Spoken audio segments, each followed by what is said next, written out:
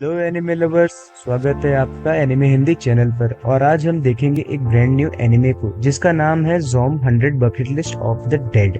दोस्तों, आपको इसके नाम से ही पता चल रहा होगा कि ये एक ज़ॉम्बी रिलेटेड एनिमे है और ज़ॉम्बी एनिमेज अक्सर एक्शन एनिमे होते हैं। तो चलिए मैं आपको इसकी कहानी सुनाता हूँ इसके एपिसोड 1 के साथ। कहानी शुरू होती है अकीरा नाम के एक लड़के के साथ जो कि एक ज़ॉम्बी फिल्म देख रहा होता है और उसका मूवी का जो मेन हीरो रहता है वो ज़ॉम्बी से अपनी जान छुड़ा के भाग रहा होता है। और उसके बाद थोड़ा सा जूम आउट होता है कैमरा, उसके बाद लड़के का घर दिखाया जाता है। इतना गंदा, यानी जो अपना मेन कैरेक्टर है अकीरा, उसका घर इतना ज्यादा गंदा और मेसी रहता है। सुबह के 4 बज रहे होते हैं और अकीरा सो जाता है क्योंकि उसे सुबह सुबह जॉब पे जाना होता है और हम सभी की तरह उसे जॉब पे जाना नहीं पसंद देता।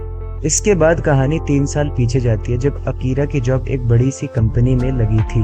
जॉब के लोगों ने भी अकीरा का स्वागत काफी ही अच्छे से किया था, जो कि देख अकीरा बहुत ज्यादा खुश था। और इसके खुश होने का कारण ये भी था क्योंकि ये हमेशा से चाहता था उस कंपनी में जॉब करना। कंपनी काफी ज्यादा बड़ी थी तो अकीरा को लगा कि अब उसकी जो लाइफ है यहाँ से अब सेट होने वाली है। अब अकीरा का बॉस आता है, अकीरा को उसकी सीट दिखाने ले जाता है। जाते जाते अकीरा एक लड़की से टकरा जाता है जिसका नाम रहता है सियोरी। और गाइस, सियोरी दिखने में बहुत ही ज्यादा क्यूट रहती है तो अकीरा उसे देखने के बाद ही उसके साथ प्यार में पड़ जाता है। सियोरी उसका वेलकम करती है और अकीरा को बोलती है कि अगर उसे कोई भी जरूरत पड़े तो उसे वो अकीरा बोल सकता है।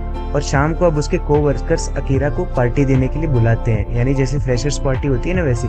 तो उसमें अकीरा को देख के उन्हें काफी ज्यादा अच्छा लगता है। अकीरा का मोटिवेशन ही इतना ज्यादा हाई रहता है। अब क्या होता है, अकीरा उन्हें अपनी स्टोरी बताने लगता है कि उस स्पोर्ट्स वगैरह भी काफी अच्छा है। तो उस पार्टी में सियोरी भी आई रहती है। जैसा कि मैंने बताया ना, सियोरी बहुत ज्यादा क्यूट रहती है। तो अकीरा सोचता है कि 3 साल बहुत अच्छे से वो मेहनत करने वाला है और सियोरी को जो है वो इम्प्रेस करेगा। अब पार्टी खत्म हो चुकी थी और पार्टी खत्म होने के बाद जो उसके कलीग्स थे, यानी उसके साथ काम करने वाले, वो कंपनी में वापस लौट रहे थे, ना कि घर जा रहे थे। ये देख के अकीरा बहुत ज्यादा चौंक जाता है कि ये लोग वापस घर क्यों नहीं जा रहे, कंपनी में अपने क्यों जा रहे हैं। तो उसके बाद पता चलता है कि ऑफिस में इतना ज्यादा काम रहता है कि ऑफिस के लोगों को ओवरनाइट काम करना पड़ता है। अकीरा अपने जॉब के पहले ही दिन पूरी रात काम करता है और वो अच्छे से सो भी नहीं पाता। इसी तरीके से 2 रात काम करने के बाद अकीरा अब घर जा पाता है और घर जाके जैसे ही सोता है वैसे ही सुबह हो जाती है, यानी काफी कम नींद मिली थी उसे। वो बहुत ज्यादा परेशान हो जाता है अपने जॉब से बस 2-3 दिनों में ही। और वो बस जॉब इसीलिए करता रहता है क्योंकि उसे सियोरी को इम्प्रेस करना होता है। फिर अकीरा अपने आप को मोटिवेट करता है और ये सोचता है कि ये जॉब जब इसी ने लिया है तो इसे ही करना पड़ेगा। फिर अकीरा पूरे एनर्जी के साथ वापस से जॉब करने के लिए जाता है और इसे वहां जाके पता चलता है कि वहां पे इन्हें छुट्टी भी मिलती है, लेकिन कोई भी एम्प्लॉय छुट्टी नहीं लेता है क्योंकि इनके ऊपर काम का बर्डन इतना ज्यादा रहता है। कई लोग तो ऑफिस में ही सो जाते हैं और इन्हें ओवर टाइम का पैसा भी काफी लेट से मिलता है।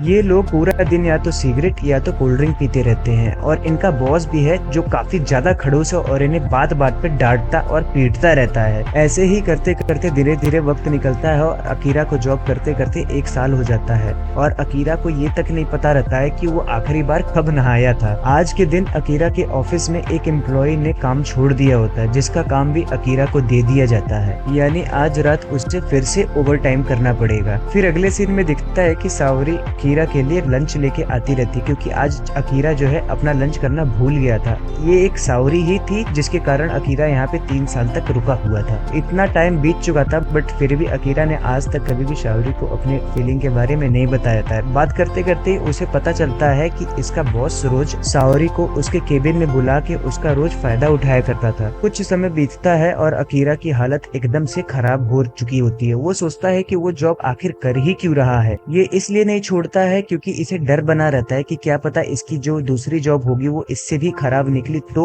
3rd ईयर तक अकीरा एक कॉर्पोरेट सेक्टर का एकदम गुलाम बन के रह चुका था। काम के चक्कर में वो एकदम डिप्रेशन में जा चुका था। कई बार अकीरा सुसाइड करने का भी सोचता है ताकि वो इस सब जिंदगी से और ये सब जॉब से आजाद हो जाए। अब दोबारा कैमरा प्रेजेंट में आ जाता है। अब अकीरा टीवी देख रहा होता है और वो सोचता है कि ये सब जॉब कर ही क्यों रहा रहता है। और ये टीवी में वही, आपको पता है ना, ज़ॉम्बी वाला सीन चलता रहता है, वही देखता रहता है। में ही वो कोल्ड ड्रिंक और नूडल्स खाता रहता है क्योंकि उसके पास इतना ज्यादा टाइम ही नहीं था कि वो कुछ बना पाए। अकीरा जॉब के लिए निकलता है तो उसे याद आता है कि उसे बिल्डिंग मैनेजर को पार्किंग रेंट देना रहता है। वो देखता है कि उसका मैनेजर एक लड़की को जानवरों की जैसे खा रहा था क्योंकि उसका मैनेजर एक ज़ॉम्बी बन चुका था। उसके बाद उसका मैनेजर जो होता है वो अकीरा को भी खाने दौड़ता है। अकीरा वहां से जैसे तैसे भागता है, तो बाहर निकलता है तो देखता है ढेर सारे लोग ज़ॉम्बी बन चुके रहते हैं, बस उसका अंकल अकेला ही नहीं रहता है।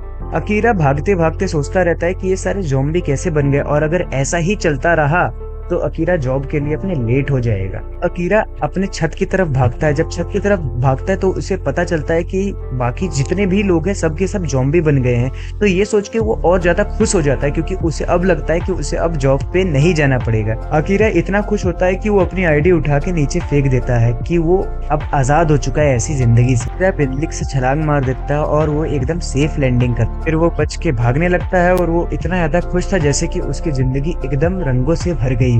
कीरा एक बिल्डिंग पे जाता है और जाके लेट जाता है। अब वो सोचता है कि अब उसे करना क्या है, क्योंकि उसके पास इतना टाइम ही कभी नहीं रहा कि वो अपने मन का कुछ कर पाए।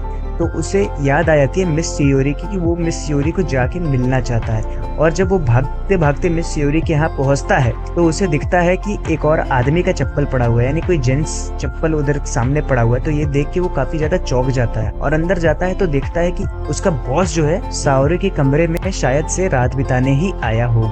फिर उसे पता चलता है कि उसका जो बॉस है वो एकदम ज़ॉम्बी बन चुका हुआ है, और अब वो अकीरा उसने एकदम पूरी भड़ास अपनी निकाल देता है। 3 साल की जितनी भड़ास होती है पूरी भड़ास निकालता है, बहुत ज्यादा मारता है। उसके बाद वो बोलता है कि वो अब जॉब से रिजाइन कर रहा है। अकीरा इतना ज्यादा गुस्से में रहता है, वो अपने बॉस को मार के बिल्डिंग के नीचे गिरा देता है। फिर वो बगल में जाता है साओरी को देखने, फिर देखता है कि साओरी भी बदकिस्मती से ज़ॉम्बी बन चुकी थी। अकीरा ज़ॉम्बी साओरी के सामने अपना प्यार कन्फेस करता है कि वो जिस दिन से उसे देखा था तब से ही उसे इम्प्रेस करना चाहता था। उसके बाद अकीरा के ऊपर साओरी खाने के लिए उसे दौड़ती है। फिर अकीरा वहां से जैसे तैसे भाग जाता है। भागते भागते अकीरा एक सुपरमार्केट के पास पहुंचता है और उधर बैठता है। फिर वो एक कॉपी निकालता है, बकेट लिस्ट बनाता है कि उसे ऐसे ऐसे कौन से काम करने हैं। वो टोटल 100 काम लिखता है जो उसे मरने से पहले करने होते हैं। ये एक सपने जैसा है, कोई भी नहीं जानता कब किसे मरना है। अब यहीं पे ये एपिसोड खत्म हो जाता है। पहले एपिसोड की एंडिंग देख के तो ऐसा लगता है कि एनीमे बहुत ही ज्यादा अच्छा होने वाला है। तो आपको क्या लगता है गाइस, क्या ये अपने सपने को जो 100